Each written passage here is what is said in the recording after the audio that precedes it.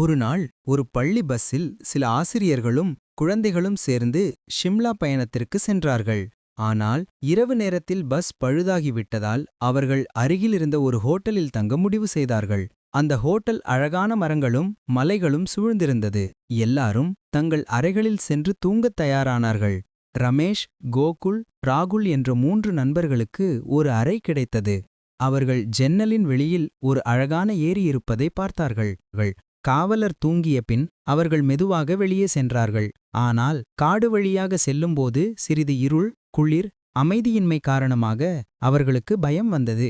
அவர்கள் முடிவு செய்தார்கள், சரி, ஏரிக்கு போக வேண்டாம், ஹோட்டலுக்கே திரும்பிவிடலாம். திரும்பும் வழியில் ராகுல் சிறிது தூரம் பின்னால் நடந்து வந்ததால் திடீரென காணாமற் போனான். ரமேஷ் மற்றும் கோகுல் அவனை தேடிக்கொண்டே காட்டில் சென்றார்கள். சில நேரத்தில் அவர்கள் ராகுலை கண்டனர். அவன் ஒரு பழைய மரத்தருகில் காயமடைந்த விதத்தில் இருந்தான். அவனை பார்த்ததும் இருவரும் அவனை உதவி செய்து எழுப்பினர். எப்படி விழுந்தாய் என்று கேட்டபோது ராகுல் சொன்னான், நான் தவறி கீழே விழுந்தேன், நானே பயந்து விட்டேன்.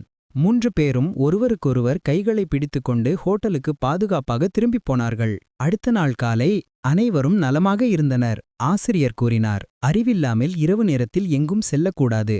ஆனால் நீங்கள் ஒருவருக்கொருவர் உதவி செய்தது மிக அழகு. அவர்கள் அனைவரும் பாதுகாப்பாக பஸ்ஸில் ஏறி அழகான பயணத்தை மகிழ்ச்சியுடன் தொடர்ந்தனர். இந்த மாதிரி உங்களுக்கு வீடியோ பிடிச்சிருந்தா ஷேர் பண்ணுங்க, சேனல் சப்ஸ்கிரைப் பண்ணுங்க.